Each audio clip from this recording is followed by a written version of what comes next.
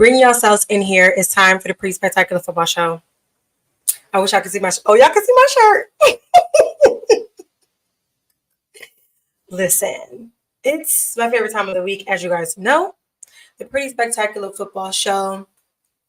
I'm back in my home studio and office, and honestly, y'all, I'm a little. I can't even hold y'all. I'm not used to this. I haven't been here in so long, but I'm gonna just stop yabbing along, and I'm gonna get right on to it. So the slides, I'm trying to do a new thing. So I got the slides into the side. We're going to hope that it just runs a little bit smoother this time. So I can be more in the screen and less off to the side. But the game plan for tonight is we're going to do the Audible Alerts as we do every show, history, because the NFL did make some history, and I got to talk about it. Pick six picks. That's like a tongue twister, but it is exactly what you think that it is. It is about pick sixes. Y'all know I'm a defensive girly, and I feel like my last few plays that I've been showing have been very offensive, and I gotta show some defense and love because they really was tipping and doing it this week. Then we got fourth quarter fumbles as we always do, and as I said before, the new addition to this is the pretty girl. It's pretty girls. I mean, it is pretty girls, but it's the Pretty Spectacular game of the week, one for college and one for NFL. So I'm going to hop right on into the very first thing. We always got to start off talking about college football top 25. It moves around every week. So I feel like we got to talk about it every week because it moves around so much. And you really have to hone in to really understand and to really know what you're looking at and all those good things. But Tennessee is, I'm going to say this two times because I have them at another part of the show, but Tennessee is a problem. They are a problem. Okay. Georgia is still at number 2, but as I've been saying, and if you followed me very well, Georgia is Georgia, and that's all I'm gonna leave it at. Texas is playing lights out. There are some newbies here. You have, is it Boise State? I had to make sure I wrote it down, y'all. I wrote it down so I can make sure I know what I'm saying. But Boise State is up there at number 25. Clemson did move up to 17. Mizzou falls to number 11, although they did beat Vanderbilt. But it was a tough. They literally only beat them because they blocked. I believe it was the field goal. They blocked the field goal, or he missed. One or the other. Let me know in the comments because, listen, I be a little bit everywhere. But they did fall to number 11, but I don't think that that's really a problem either. I mean, honestly, if we're really being honest there. LSU, I really expected LSU to be a little bit higher. And that's really it. Notre Dame is staying strong. Is there anybody else that's new to this? Who else did I put? Oh, BYU. Fell off. It's up there. I say fell off. They wasn't even on it up there from the beginning. So BYU's up there. Nebraska did fall off. Not surprised there. And NIU, I don't know why that's so tongue twister for me to say, but they did fall off, which again, not surprised there. I mean, not surprised. So that's what we got there. That's just that. I mean, if your team's in the top 25, then, but it's so unpredictable that it's like, you could be here today and gone tomorrow type of thing on the top 25, but I like it because it just keeps everything in order, and it allows you to see okay, these are the teams that I should be expecting to be really competitive, because if they're not competitive, then I really don't think they should be on top 25. But I'm going to go into my top. It was supposed to be 5, but it's really 6. One has an honorable mention. My games of the week for college. So of course we have to say JMU and UNC Chapel Hill. That was 70-50. 70-50. I don't think anybody had any defense. I don't know what what was going on. What was the defense doing? I'm not sure. They didn't have it. It didn't exist. Going into halftime, UNC was down 53-21. 53-21. Crazy. So they showed up in the second half. They started putting points on the board. They added 29 points in the second half. As I said, they had 21 points going into halftime. They essentially paid JMU to come and beat them. They paid them $500,000. And if you don't know, like the bigger schools that play these smaller schools that they have no business even interacting with, they pay them a certain amount of money. Some teams have been paid over 1.5 million. Chapel Hill was smart. It was like, you know what? We're going to go pay $500,000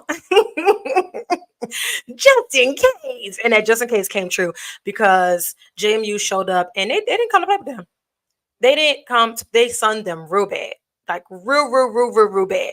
So that was my first game of the week because it just blew my mind. I was at a game and it blew my mind when I seen the score and I was like, whoa, I don't think that they expected that. Because I didn't expect that at all. But moving on. The next game is going to be USC and Michigan. Again, it is top 25 play, so they should be competitive. They should be neck and neck. I actually thought that UNC was going to come and win. Michigan fans, do not try to attack me, but I did think they were going to come in there and win, and it was a very tight game, 27-24. Michigan did pull it out. I just got to say, Michigan is so bad. After that one, they're so back. So many explosive plays. It was so competitive. I was like, oh, Jesus. But, Ann Arbor is just, it's just one of those places where it just light camera action, lights out. And that's literally how they play. They play lights out. The next one on my list is a very hard place to win on a Friday night. This game happened on Friday. So I was like, oh, I get a little football on Friday. I actually like getting football Thursday, Friday, Saturday, Sunday, Monday. I only have 2 days off, and that's when I got to get the show in. In between me not watching, I got to get the show in. So this is why the show happens on Tuesdays, in case you was wondering or whatever. But anyway, a very hard place to win on a Friday night. It was Syracuse versus Stanford. Now, Stanford won at the last minute with a field goal. They have a really good quarterback there. People definitely did not think that he was anything to stand on. When you think of good football, you don't really, in my opinion, you do not really think of Stanford as being really good. The Orange is notably one great place for football. I would have think that Syracuse was way better than Stanford any day. Stanford is new to the ACC, so that was a conference play game. So it just felt good for them to go in there, get that win on a Friday night in a very hard place to win. And they did it. And then they move on to Clemson in their next game this Saturday. So they have another conference play. But Clemson's going to be lights out. Literally, because they're playing underneath the lights. And they are going to have to you are not going to be able to win that game at the very end by a field goal playing Clemson. And I just said what I said. Okay, anyway, moving on. The next game for me was Tennessee versus Oklahoma. Yeah, when I say, like I said, Tennessee is a problem. Tennessee is a problem. And I mean that in the very best way. The very best way. They're a problem. Looking at my notes here. Another top 25 play. They won 25-15. It was competitive. I will say that it was competitive until it wasn't. If you get what I'm saying. A lot of explosive plays, a lot of strong defense over on Tennessee. And it was just the type of football that I like to see. A lot of these games are like extreme blowouts, like 70-50. It's crazy. I don't want to watch that. Because at some point it's just it's a boring game. It's just, I like to see real strong, hard fought football to make your heart pound if you like the team or whatever team you're rooting for. And that's kind of what I got with the FSU and Cal game, which is the next game for me. Cal was coming in as 3-0, and I understand you. It's like, oh, a different league, different. I'm not different league, different conference, whatever. But they still were 3-0, and FSU is down bad. They were 0-3 coming into that game. So everybody's like, oh my God, they better be 0-4 leaving, right? But they woke up. I don't know what happened. I don't know if they had a good meal. I don't know if I don't know what happened. During basketball season, especially for the girls, if they have a really good game out of nowhere and they've been trashed for a while, after that, they do pull some plays like, you come here. Come here. You played too good. You got to get drug tested. And that's how I felt. I'm not saying they did or they should. I'm just saying, like, that's how good they played. They woke up. Defense finally woke up. only allowing 9 points. They woke up. They won 14-9. That was their first win. So had to be. My last game of the week for me, my favorite game of the week is West Virginia versus Kansas. They West Virginia won 32-28. So very tight game. The clips that I saw of this game had me like, oh wow, I see why it was like this. It was very back and forth.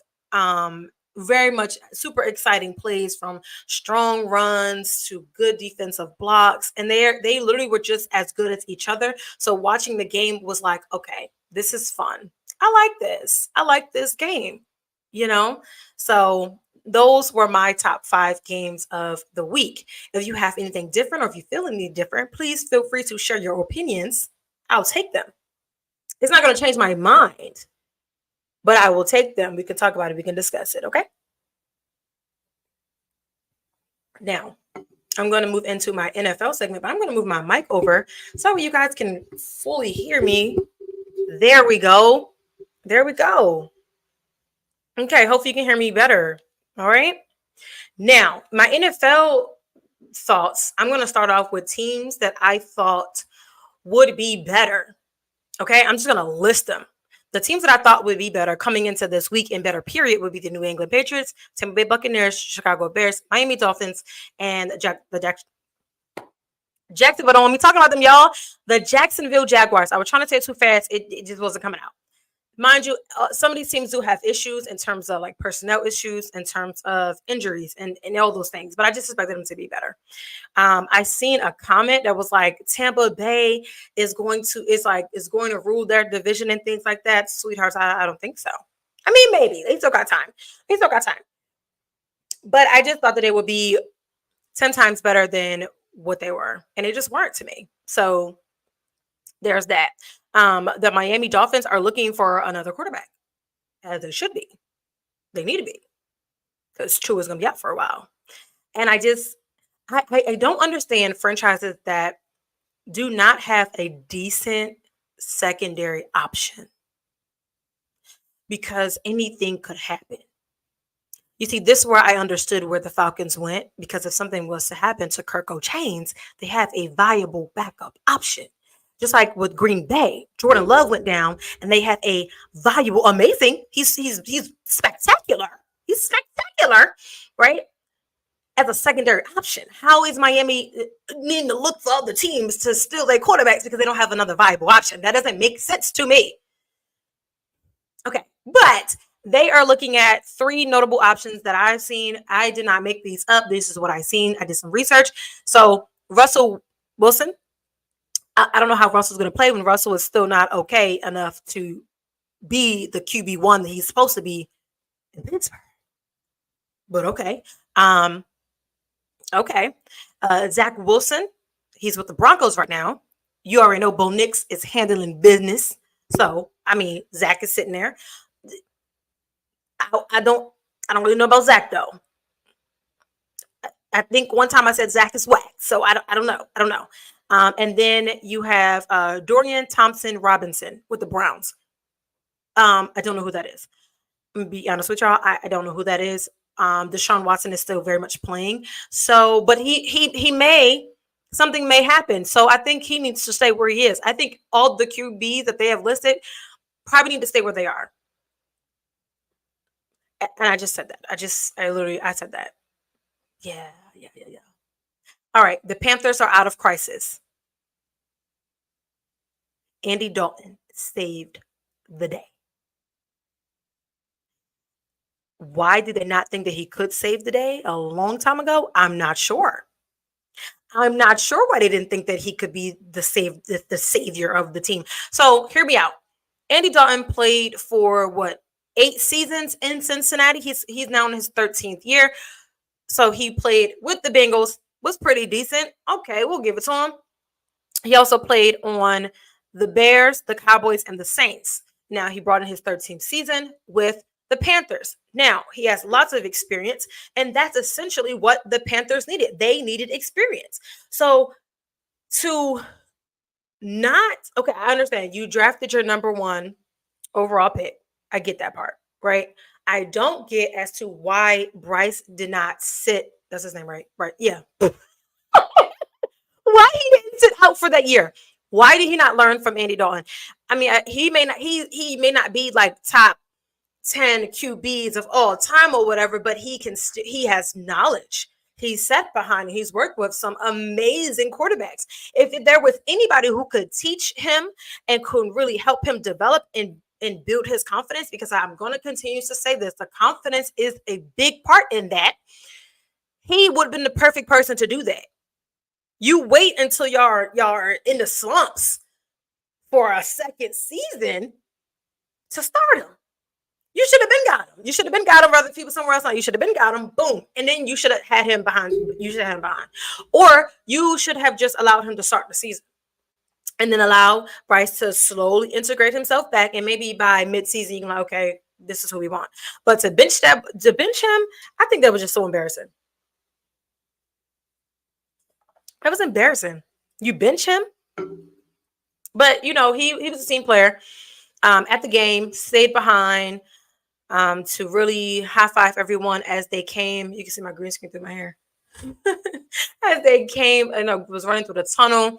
So, I mean, I never thought, I never said he wasn't a good team player or he wouldn't be a good teammate. I just felt as though like he just wasn't polished. His accuracy, we know the accuracy wasn't there. And the confidence wasn't there. And this is now my third show saying the same thing I've been saying. And Andy Dalton came in and showed all those things. He was phenomenal. He showed so much. He showed accuracy. He showed confidence. He showed competency. He showed leadership. And that's what that team needs. That's a period. Andy Dalton was 26 for 37. He had 319 yards with 3 touchdowns. So you're not telling me that Andy wasn't the option or Andy wasn't the answer from the very beginning. And this is something that he could learn from so that he can learn and develop and grow over time to be the quarterback that he probably needs to be. Because right now, everybody's saying, oh, this was a bust. This was a number 1 overall draft pick bust and all of the things. Him and Trevor Lawrence, people are ragging on them so bad, saying that they were bust for going number 1 overall in the NFL draft. And it's like, you know what? Maybe, but we really don't know. Trevor Lawrence didn't really have no other option. He had to get in there and just go. And I get last year, Bryce probably didn't have that option either, but this year he did. And I just felt like they didn't play that situation really well. But that, again, that's just my opinion. And I'm standing on what I said. I said what I said. Said it. Benched. Bye. Dalton saves the day. Okay? So that was it for my Audible Alerts. I tried to smooth sail through that. Last time I took about half the show on my Audible Alerts because when I be feeling some type of way about something, y'all can tell, obviously. I really be feeling it, okay? So we're going to move on to herstory. And I wanted to incorporate this because there is a lot of women. No, there's not. There's not a lot of history for women. Here's annoying. History for women happening in the NFL. And I just really wanted to highlight it and show it when it does come out and when it is a prominent thing because it's super duper important. So there for the first time, and my text looks, I hope you guys can see that because my text looks kind of crazy to me. But for the first time in NFL history, there were 2 female presidents that matched up against each other. So the Panthers versus the Raiders, they both have female presidents. And it's really special. It came out when Sandra, the president for the Raiders, when she first came out, was because like she was the first Black woman to become a president of a NFL club. And then you have Christy Coleman, which many people probably didn't know about Christy because she's really not in the news. She doesn't really make she didn't make a big splash. And understandably why? Because when Sandra came in, that was a double history maker. So it's like, yeah, you're joining the very few women that are presidents, but you're coming in as an African-American as well. So it just was a great thing to see these 2 women representing these franchises, representing their teams. And I just love this picture. And I'm just like, we just need a friend. We need to get on a shirt. we need to frame it or something. I think it's absolutely amazing. The fact that we have women that are so higher up on leadership. And any more women history, I really covered this on my personal page on PG Love Sports. I have plethora of articles about women that are celebrated and they need to be celebrated in sports. So feel free to check some of those things out if you want to check it out. If you don't, that's fine too. Okay. I think something is out of order here, but we're just going to flow right on into it. Okay. Next is the pick six picks. Okay. So pick six picks. It sounds so crazy. It sounds so crazy. I got to make sure I'm saying it right. So I do have videos again. We're going to try. Now, I'm going to go through them as to which ones I actually liked. So the first one I have is Jaire Alexander, his interception on Will Levis, his pick six. So let's see if I can add it to the stage. Ooh, let's see. Boom.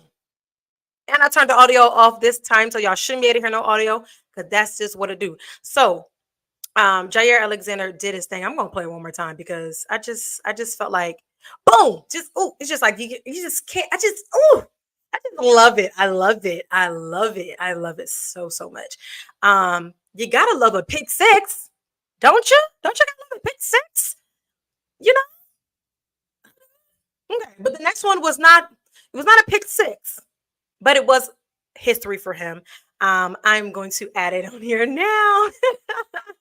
Damar Hamlin got his first interception of his career. I know some people were like, oh, the NFL script is long writing, and I don't think it was an NFL script at all. That man, we saw what happened to him, right? We saw what happened to him, and the fact that he is still having an amazing career, he's still doing what needs to be done. I love it. So kudos to him in getting his first INT. Okay. The next two are collegiate ones because I felt like how can I just continue to do like NFL everything? Like my last time were all NFL. But I looked through some of them college highlights and it was very hard for me to pick. So this one that I'm picking right now, this is from Michigan and this is Will Johnson. He came and did it, what needs to be done, and ran it back for a touchdown. Look at that crowd, y'all. Look at that crowd. One more time.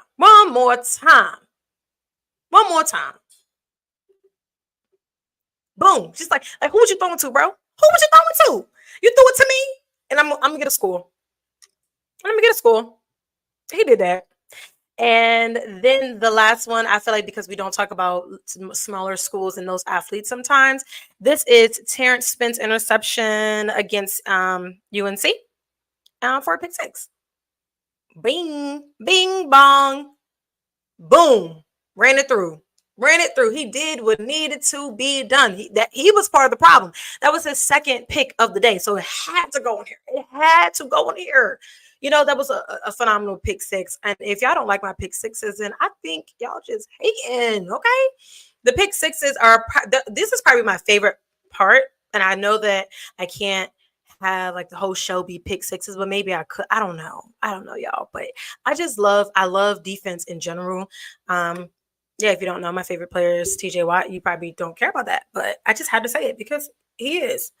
All right. So before I move on, we have to say thank you to the sponsor for MTMV Sports. That sponsor is the Ozell brand. So I'm going to play a little clippy clip and take this little break because we're halfway through the show. Okay, don't go nowhere. Stay locked in, stay tight. It's literally just a 30-second commercial. I'm going to come back and we're going to finish this show out. Okay? All right. It's not just about the love of the game. It's about dedication and commitment through the process and the patience to endure. There's joy in reaching your goals and peace in knowing you've done all you're supposed to do. Ozell brand. It's not just a brand, it's a lifestyle.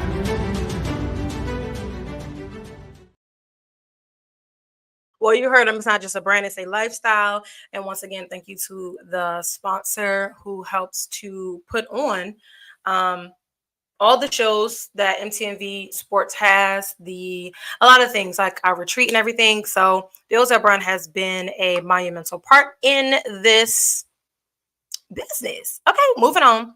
See, now we're moving on to the fourth quarter fumble. So I said something was a little off. Watch that six picks come up somewhere down the road. But don't judge me, okay? Don't judge me. Fourth quarter fumbles is obviously one of my favorites too.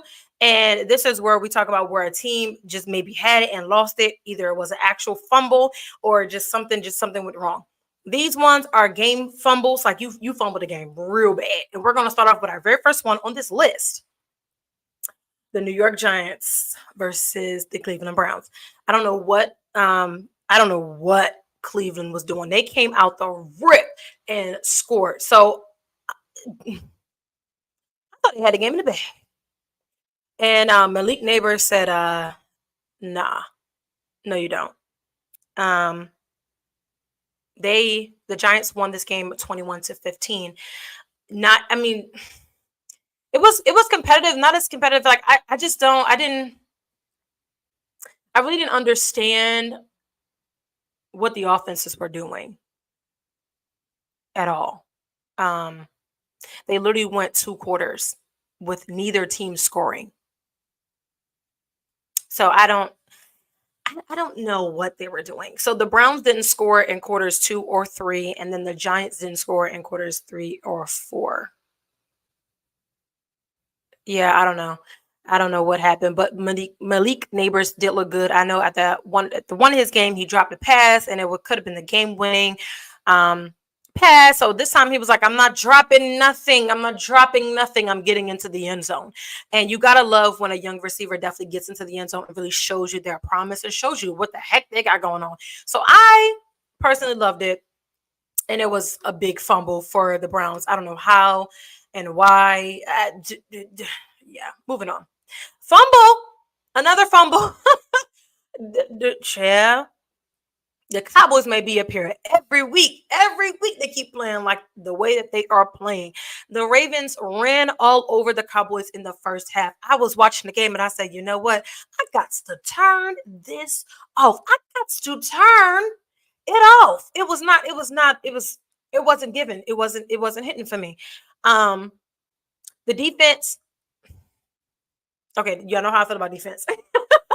You know how I feel about defense. So if your offense can't stay on the field long enough, then your defense has to keep coming out there. Eventually, your defense is going to fold. And I feel like that's what was happening with the Cowboys and the Ravens game. The defense was folding so much, especially in the first half, because they could not stay on the field long enough for them to even get a drink of what you talking about to drink my coffee like this. They was like, they back on the field. Like they didn't have no time to breathe. I don't know what Dak is doing. To lose at home is so embarrassing. I mean, it's just so embarrassing. A lot of teams lost at home, and it was so embarrassing. But yeah, I don't know what Dak is doing for you to be. He's the highest player in the NFL now. So for you to have the bag and be playing like you handing out porridge to your fans, I think that's crazy. I think it's crazy. And I think every year they always say, like, the Cowboys got the team. They got the team to get the job done. They got this. They got that. They got this. They got that. But what they don't got is wins. That's what they don't have. They don't have wins. Okay. They did manage to come back and they scored 19 unanswered points in the fourth quarter. I mean, if you were to score those points early on as well, then maybe you would have won the game. That was a very, and again, it's a fault on the Ravens part as well, because at some point the defense started to fold a little bit too on their side. But it became a competitive game at the second half, and I really didn't watch much of the second half because I was over it after the first half. Once it went to halftime, I said, you know what, this ain't the game for me. This ain't the game for me. But the Dallas defense did manage to hold the Ravens to 0 points in the fourth quarter. So the defense was also beginning to figure it out as well. But yeah, 28-25. Fumble. Big bag. Fumbled. And my last fumble is the 49ers versus the Rams. Now, another game where they were up and it was looking like it was up and it was stuck. But then the Rams came back and the Rams won 27-24. The 49ers just blew their lead. In the third quarter, they were up 21-14. And I know that's not a big margin. It's not a big gap. But if you've managed to get to the third quarter and you're up 21-14, what are you doing? How the heck do you allow the Rams to come? I said the 49ers, right? Yeah, okay. How the heck do you allow the Rams to come score 13 points in the fourth quarter to secure the win? When you look at the stats, they had the stats. They had 425 total yards, 288 passing yards, 137 rushing yards, averaging 6.5 per carry or per play. And the defense folded. They folded bad, real bad. I don't even know how can you make something up about this? How can you how can you? What can you say? Defense got sleepy. Like I don't know. Maybe they'll come back next week and show something better. Maybe. I don't know. What can you say? That game kind of left me speechless because I was like, what are we doing? What are we doing here? Anyway, y'all, we are moving into the last part of the show. Okay, you guys have been here for like 30 minutes. Thank you. All right, the last part of the show is the pretty spectacular game of the week. Now, these are not like the ESPN, all those games. This is my game of the week. I have one for college, one for NFL. College always goes first. It's just the way that the cookie crumbles. Now, this one that I'm about to show y'all rightfully earned this. And here's why. If you do not believe that Colorado versus Baylor game was a game for the ages, then I don't know what you be watching. Because hear me out. I was up to what 1 a.m. Only Uncle Dion can keep us up to 2 o'clock in the morning watching some doggone football. But okay, watching the game, boom, boom, boom, boom, boom. First off, Baylor came out guns a-blazing. They came out. I'm like, whoo.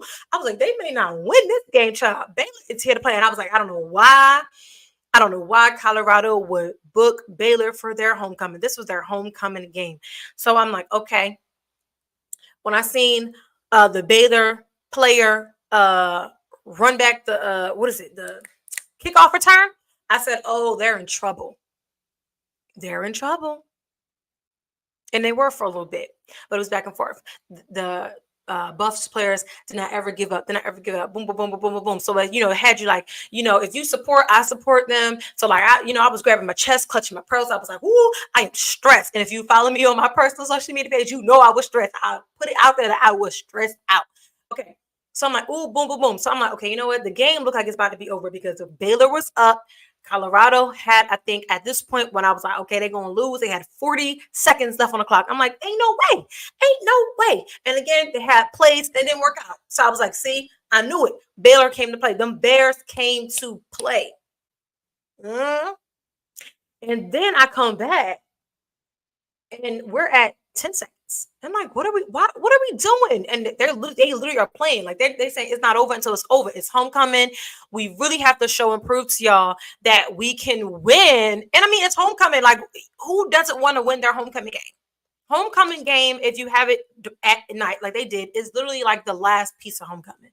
It's the last piece, the best piece. It's the part that gets you going. I know, obviously, I went to college, and homecoming is always it's always that piece for me, right? You got everybody coming back. But if you have it during the day and you still got time after, you can turn up even more after. You get what I'm saying? Okay. So then it was 2 seconds. It was 2 seconds, y'all. 2 seconds. And Shador throws the Hail Mary pass. And Wester catches it in the end zone to send him into OT. Like, I can only imagine. They showed the crowd and it was raining too. I'm like, oh gosh. They was turned, they was lit. I was lit for him. I was lit for him, y'all. I was watching the game and I thought I was there. I thought I was there at homecoming with them. I was so lit. I said, oh, do you know how rare it is to do Hail Mary? Anyway, we don't see a lot of those Hail Mary passes. We don't see a lot of them be successful. And we do not see them majority of the time become touchdowns, right? So boom.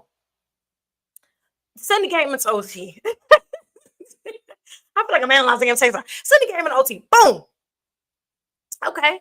So Colorado goes first. Obviously. Deion said that in post game he really wanted to put his defense out there first. He didn't want them to go first, but that's not how the cookie crumbled. The cookie didn't crumble in their way. So boom, they got to go first. They do what they need to do, get the touchdown. Boom. Okay. And then it's Baylor's turn. It's Baylor's turn to either match it, to do something. And they did. They got all the way down to it looked like the 1 yard. I don't know if it was the 5, the 1, the 2. Child was in the red zone. They get all the way down there. And if you're a Baylor fan, you're like, oh, we got this. We've been red zone hot all game. We got it. We're gonna be good. Now, if you're a Bucs fan, you are chewing at your nails. You are clinking your fingers together. You are rubbing your toes. You are squeezing them so tight. You can't breathe. You cannot breathe. And then suddenly the savior of this team, the front runner for the Heisman, as it should be, and that's my opinion, and I don't care if you don't believe me or don't agree with me or not. The savior of the team, Travis Hunter, comes across, and I wish I had the video to show y'all because it's just like unbelievable. Comes across and hits him on the way out. As he's trying to cross the goal line, he hits him before he crossed the goal line. The ball pops out. Boom, and it rolls into the end zone. One of the players grabs the ball, rolls over, and throws it out the back of the end zone. And we're trying to figure out what happened. It goes into a fumble. And then the officials come and they say, ruling on the field is a fumble. It's under further review. And at this point, there was no holding back those Colorado fans because they stormed the field. They took the goalpost down. I don't even know if I feel like this just needs to be just the game of the week, period. They take the goalpost down. Take goalpost down. I don't even know. I should have pulled up the images for y'all, but I didn't think I was going to be talking about this far. But if you know, if you've been to a Power 5, if you've been to one of those big FBSs, if you went to one of those schools, you know what they be doing. They be taking down those goalposts so quick, child. And you be like, wait a second, hold up. And all you could see coming across your screen was the white part of the goalpost coming across the field, because at this point they stormed it. It was done. Like, some people will say, well, it wasn't a fumble. He got the touchdown or whatever. But you know what? They came back and said that it was a fumble. And that's it. That is what it is. And that Colorado won the game. Now, there was no way they were getting the fans off the field regardless. So it just was what it was. Okay? They were not getting all those fans off of the field. They were not getting that goalpost up to try to rerun a play or do whatever they thought was going to be done. It wasn't happening. The Lord intervened and said, you know what? This is upon you. You can have it. And that's exactly what happened. It was no way. Y'all. And I can't find, I'm so excited that I can't even find what I'm looking for. Because if y'all would have seen the field after, let's see. Images. Let's see if the images show us what we need to see. I loved how I watch post game too. So if y'all know, I do the reporting and all that anyway. So I literally watch post game, and I love the fact that Colorado live streams their post game. I watched Baylor's post game, and I watched Colorado's, because I was all into it at that point. Yeah, you can't even. It's so okay. Now let me. Okay, this is what we're gonna do. because I just feel like you got to see what I saw. If you didn't watch the game, like if you wasn't up, if you just like, okay, they're going to lose and you turned that TV off, you need to see what I'm saying. You need to see why I'm so excited. Okay, so boom. I'm not going to play the sound. Can y'all see this? Probably not. Okay, here we are. Look at y'all. The green screen said no. Look. Do you see that?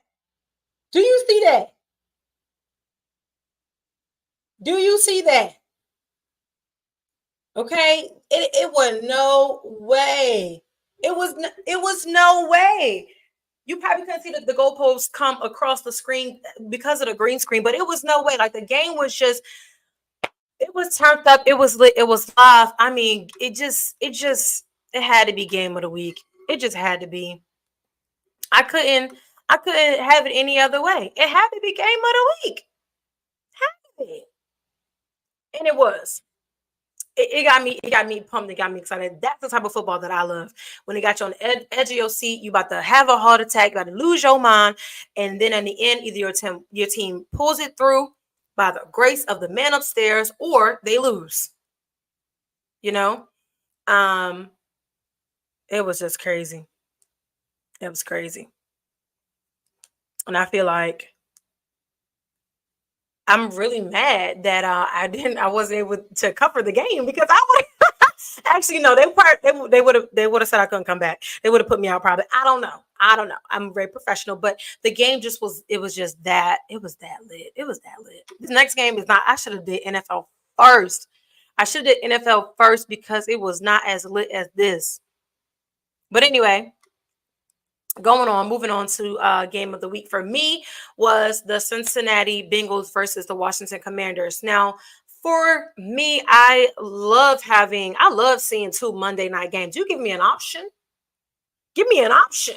We need more double header Monday night football games. I'm just gonna say that. I feel like we should spread them across to where we have, two on Thursday. Well, no, the one on Thursday is enough. The one on Thursday is enough.